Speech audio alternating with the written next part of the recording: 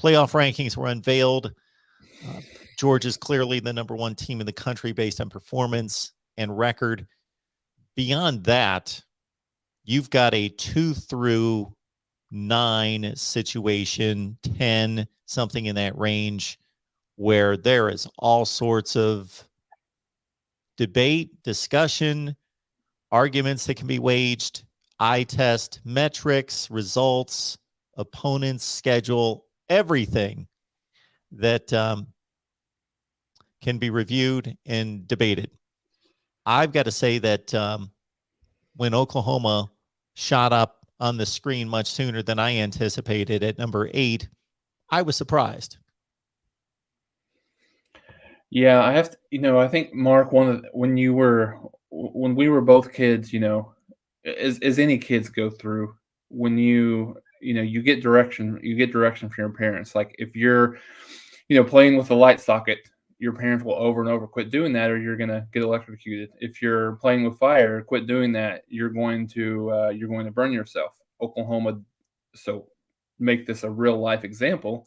Oklahoma did this time and time again in terms of struggling with really bad opponents. And I think so. Yes, number one, I was surprised as you were that Oklahoma was at number 8. However, when you look at the totality of Oklahoma's record at 9-0 right now, you only 9-0 team in the country. However, you see that, and it's kind of glaring the struggles that they've had with, how they struggled with Tulane. I mean, just go 2 weeks ago, they needed some heroics to beat one of the worst teams in the country in Kansas. So I think the balancing act is there, as you mentioned, Mark. You balance the 9-0 record versus, the eye test, who you've beaten, what's the amount that you've beaten some of these teams by. Who, if you've lost, who have you lost to? What was the situation in which you lost? The teams that you have beaten, how strong are those teams? So it's a lot to specifically the first week, and it's always the most. I think the first one is always the most debated.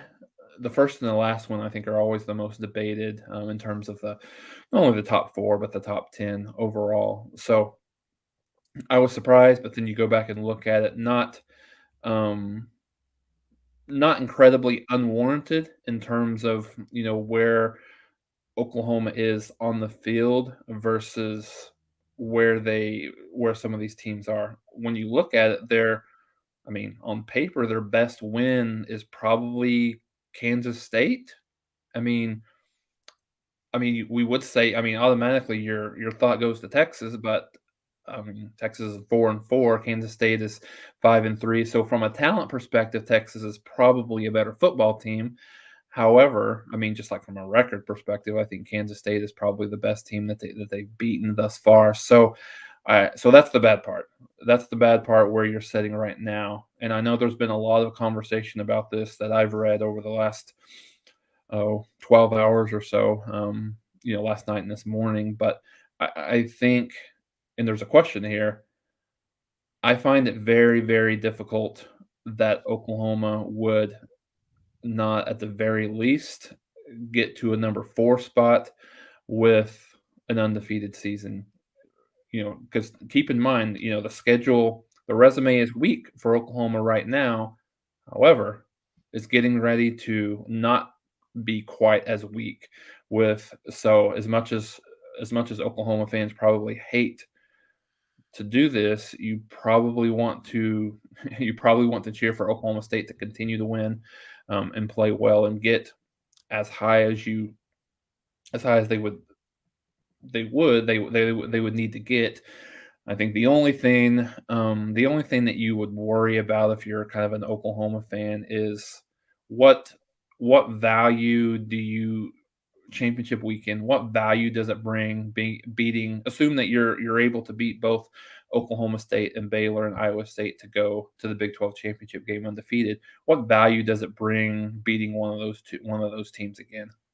I think that's the only question that could be that could be in play when the championship games end. And there's a lot of football to be played. I think we'll go into this deeper. I think as we talked offline a little bit, the two, maybe three that I was a little bit surprised. Not necessarily saying it's the wrong decision, but well, I'll say one. I think is the wrong. Alabama at two. I think is a little much. I mean, granted, they're probably right now. I mean, you could make a solid argument. They're probably the second best team in the country, talent wise, like on the field. But in terms of their resume, like their best win's probably what, Ole Miss at this point.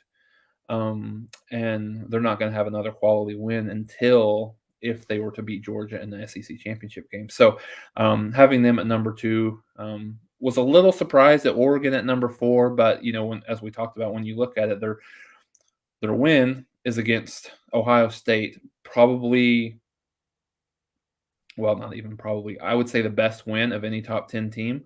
You would have to say Oregon going to Ohio State and winning that game is the best win. Probably even trumps a little bit Michigan State's win, given the fact that that was at home against Michigan. So, and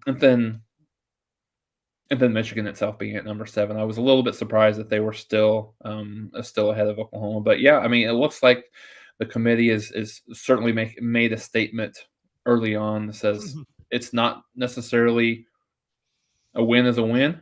A win has to be a win in a convincing fashion based on who you're playing. So much to talk about here. So many different angles to approach this from. So I will start with a question on the screen. As best that I see it, is that the likelihood of Oklahoma going undefeated and not making the college football playoff is remote beyond belief. No Power 5 team has ever won its conference, and obviously they would, having been an undefeated team and missed the college football playoff in 7 years. But let's draw out the most extreme scenario. Alabama runs the table. They beat Georgia. Therefore, they both have one loss, and the committee selects Alabama and Georgia. Michigan State goes undefeated. They run the table. So there's 3. I don't think it can happen. The only possible scenario is Wake Forest going undefeated, winning all of its games. And Wake Forest right now, I believe, is 9. Oklahoma's 8. Yep. Their schedules to date, Oklahoma has a better schedule than Wake Forest. The remaining schedule, Wake Forest got a pretty capable schedule. I would say we would have to nitpick and run through every team and size it up because they're pretty comparable. Wake Forest has some combination of North Carolina State, BC, Clemson, and then an ACC championship game against, who knows, Pitt, let's say, versus Oklahoma facing the teams that Jason just stated, most of the top teams in the Big 12, and then a repeated game against one of them. Of course, what's best for Oklahoma, let's say, or any team in a situation like this, is for one of the teams that they are playing to break out. They don't want these teams beating each other. They don't need a bunch of 8-4 wins. They would like one of them, let's say Baylor, to just run the table, win as many as possible. And of course, they have to lose another one to Oklahoma. So they would be the best candidate, or possibly Oklahoma State, either one, because they both have one loss, to be a 10-2 football team entering the Big 12 championship game.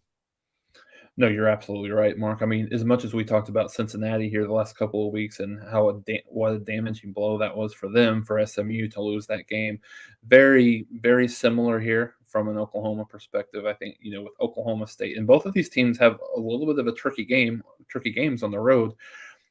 This week, Oklahoma State goes to West Virginia, who just beat Iowa State last week. Baylor goes to TCU. They're a little bit, obviously, they're struggling much more than I think either one of us anticipated, but still, neither of those two games are gimmies. So I think, yeah, you're absolutely right, Mark. I think Oklahoma will play Baylor next week, and I think it would be good if, obviously, for Oklahoma, if Baylor wins this week, and then they play them. But yeah, I think Oklahoma's best bet is for Oklahoma State to keep winning, because their schedule isn't quite as tough down the stretch. They go to West Virginia. I know they go to Texas Tech, and I can't remember. They host one more team. Maybe that's just the only two games before Bedlam, but I know their schedule isn't quite as tough. So I think having them be just a one-loss team sitting there at the last game of the season would be would be beneficial. But I think you're spot on. That's the only path that I could see, and still I think it would be an interesting discussion if Wake Forest goes undefeated, Oklahoma goes undefeated. Both are Power Five, because you've got to. I mean, obviously, if you're Oklahoma, you're rooting for Georgia to win that game, so that it's really not even a discussion at that point. So I mean, if Alabama runs the table, you obviously have two SEC teams. The Big Ten is going to have a representation, whether it's Ohio State, unless just massive chaos happens that we don't expect. But whether it's Michigan, whether it's Ohio State, whether it's Michigan State, I think one of the three of those teams will probably be a representative, unless we had a situation where Michigan State beat Ohio State beats Michigan, and then maybe a Wisconsin beats Michigan State in the Big Ten championship. But aside from that, you're probably looking at, now Oregon is the interesting one. I think when you look at them, they have Washington this week at Washington, so that's not a gimme by any stretch of the imagination, and they have a couple of more tough games before they get to a Pac-12 championship game. And so if it comes down to those two teams between Oregon and Oklahoma, that's very interesting, because I think, and there's been some comments around this, and I think,